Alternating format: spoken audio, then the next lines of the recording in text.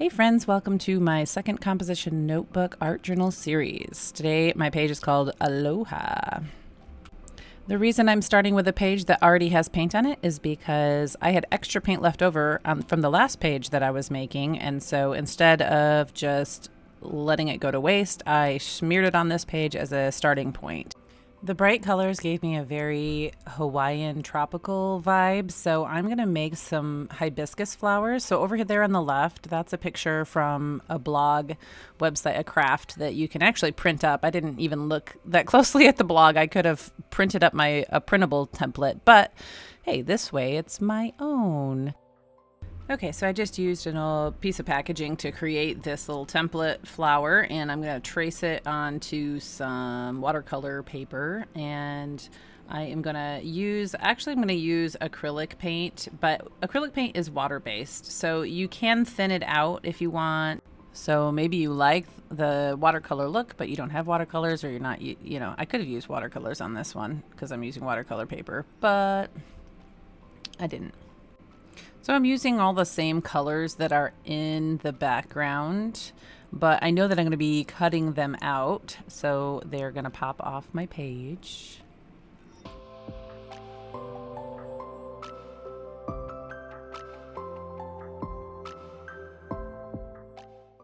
So when I realized I got just a tiny bit of orange in there with my pink, I realized, oh, I could totally blend it and play around with the color to make it kind of a blended look. I'm trying not to create like a whole new color, but to leave some of the streaks, because that's like a flower, you know? Now I'm moving on to yellow. And I'm bringing in just a little tiny touch of orange to try to get it a little bit two-toned. I didn't want to actually draw in two colors, kind of like the example that I was following, but I did want it to look like a flower that sometimes has, you know, a little bit of variation in color, like that.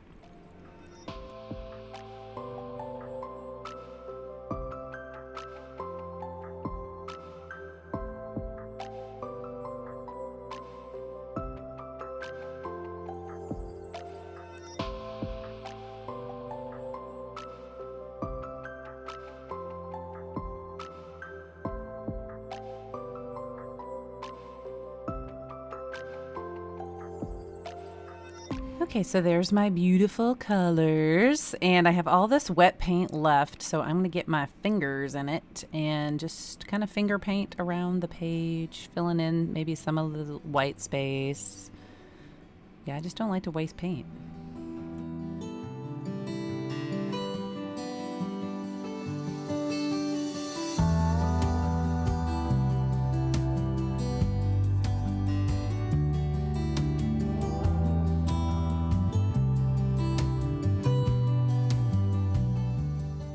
So it's kind of funny. If you watch my videos in order, you'll recognize elements left over from previous pages. So like this sparkly piece of, that used to be a dollar store crown, and then I punched out all of those circles to make like these little diamond border around a page that I did. So if you saw that, you will know what I'm talking about. But I'm just using it as a stencil now, which it's gotten so sticky that it's sticking to my fingers, which makes it easy to move around the page, I suppose. And stencils are kind of my weakness. I'm usually not very good about getting the right amount of paint on my sponge, so I often get very blobby stencils. So yeah, but that's okay. It's all good. It's okay. I'm going to use this circle one a lot, but this white paint doesn't have great coverage, so you know, I can choose to leave it that way, or I could go back in with like a white Posca and do another layer. So a lot of times with white paint you just have to add several layers if you want it opaque. So now I'm going over with my Posca pens, Posca markers, just kind of a complementary color to outline my hibiscus flowers.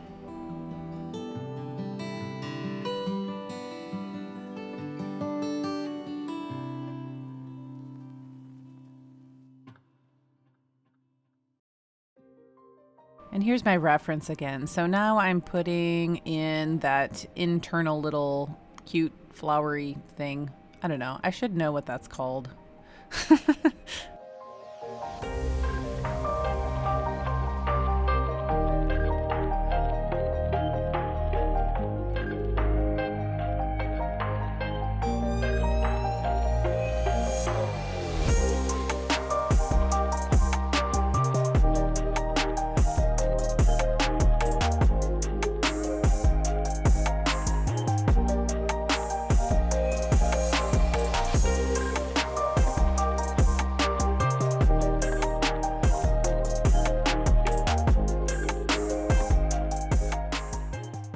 Okay, so now I'm drawing the pistil of the flower. Hey, look, I know a term.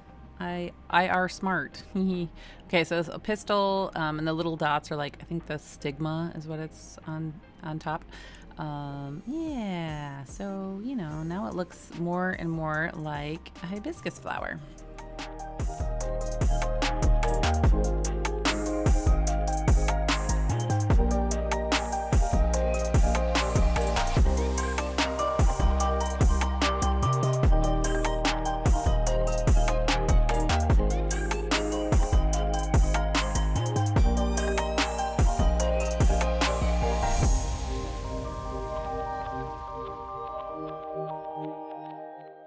My lines on this one needed a little bit of a touch-up, and I kind of like the effect. The thick and thin line adds a little more dimension to my flower there. And this dark blue pistil was kind of blending into the background, so I tried going over it with white, but didn't really like it. So anyway, I kind of left it alone. And now I am fussy cutting. That's the, you know, the term all you cool artists are using. Fussy cut. Why is it fussy? Fussy is like a baby that's cranky, right? I don't know. That's what I called a cranky baby. They're fussy. But I'm cutting it out and just putting it on my page to figure out later where I'm going to place.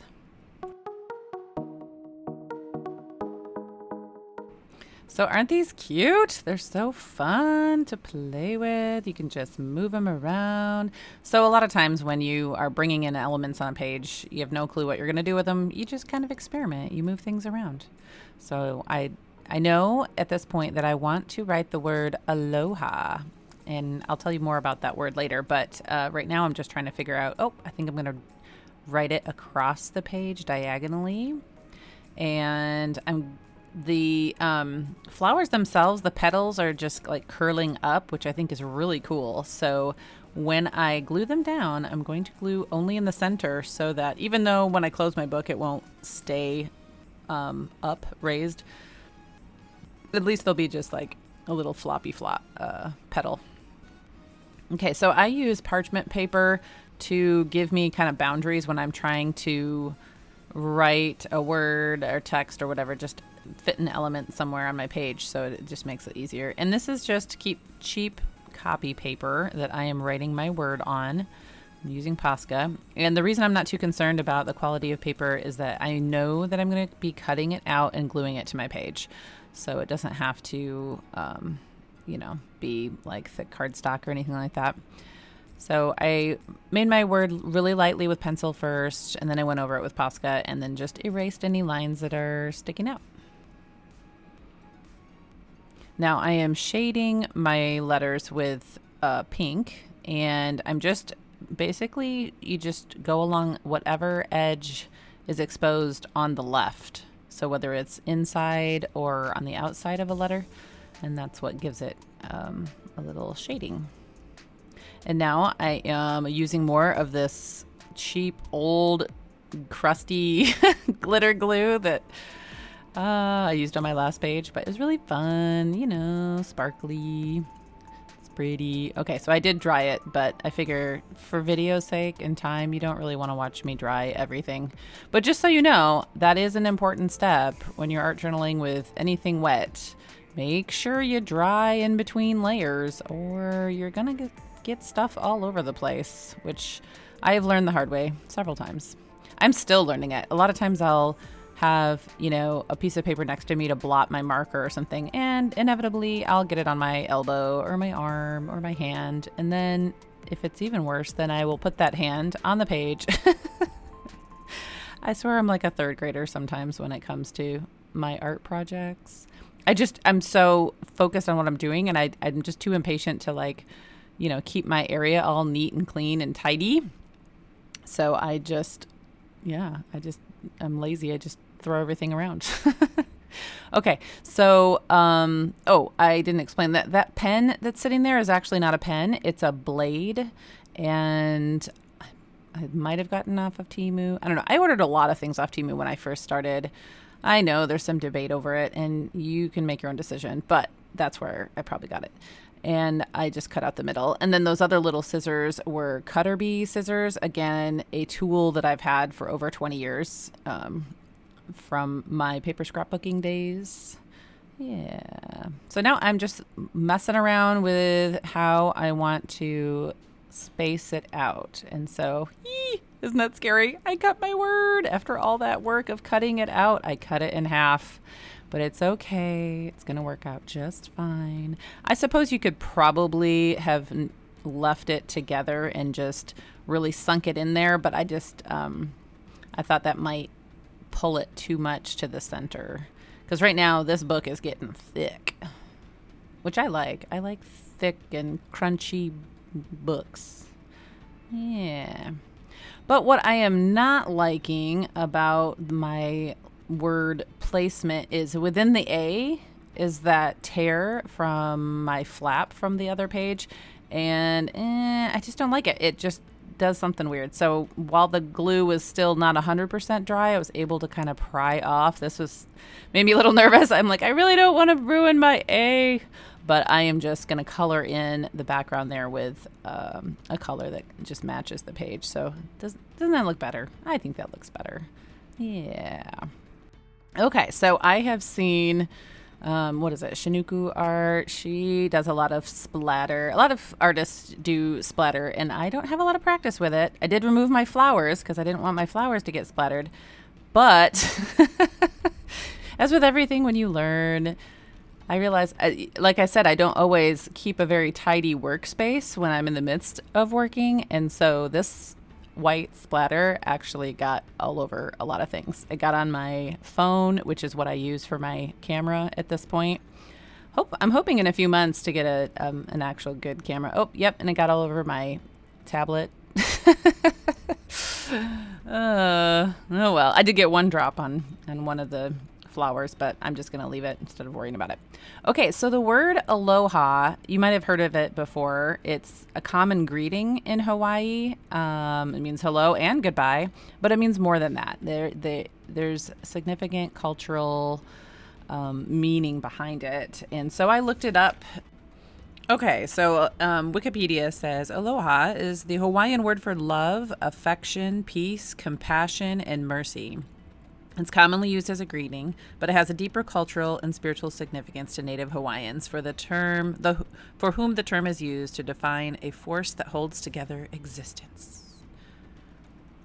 It goes on to say that Lauren Andrews first wrote Hawaiian Dictionary, and he described aloha as a word expressing different feelings: love, affection, gratitude, kindness, pity, compassion, grief. So I just think it's a really cool word, a cool idea. So in my community, a lot of us use the Hebrew word shalom too, which has a cool meaning. So it's not the same meaning, but it's similar in that you are speaking goodness over people. You're speaking peace and love into their lives. And I really believe that words are powerful. We can wound people with our words. The whole sticks and stones may break my bones, but words may never hurt me thing is a big lie. Our words can bring healing or they can wound. So we have to be careful. But I just love this aloha. I did go to Hawaii a couple years ago and we stayed at a really, really nice resort because it was my husband's company paying for it.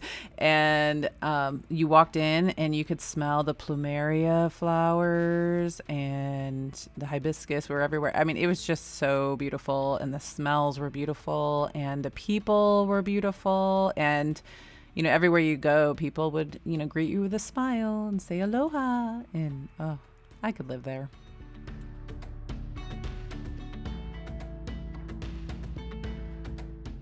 So as I said before, I'm only putting the glue in the center. Now I'm going to let it dry real nice and strong. And I realize, like right now, the petals just curl up so they look like real flowers on my page. I realize when I shut my book, it's not going to stay that way.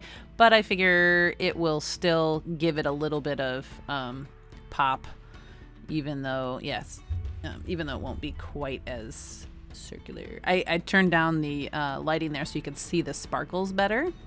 Isn't it pretty? Okay, so now I want to frame it in as my last step. So sometimes when I feel like the page just, maybe if the background is really busy, I feel like it needs something to kind of frame it. So I am framing it in here, and I'm gonna use 3 colors. So I started with the blue, but there was a lot of edges that had the same kind of blue that you kind of lost the frame. So then I outlined it with pink, and then I outlined it with white. So 3 little stripy stripes.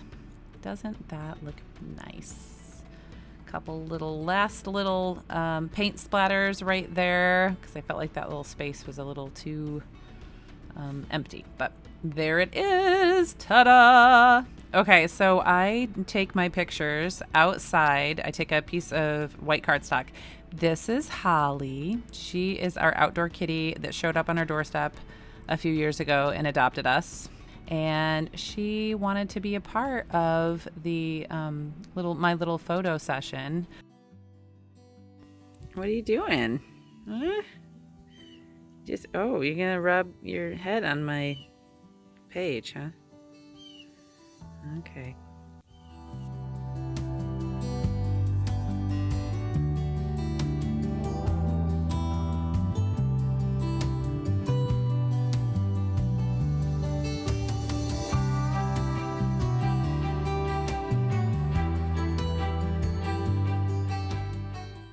Well, thanks for hanging out with me. I hope that you are inspired and that you'll come hang out with me again. Until then, aloha.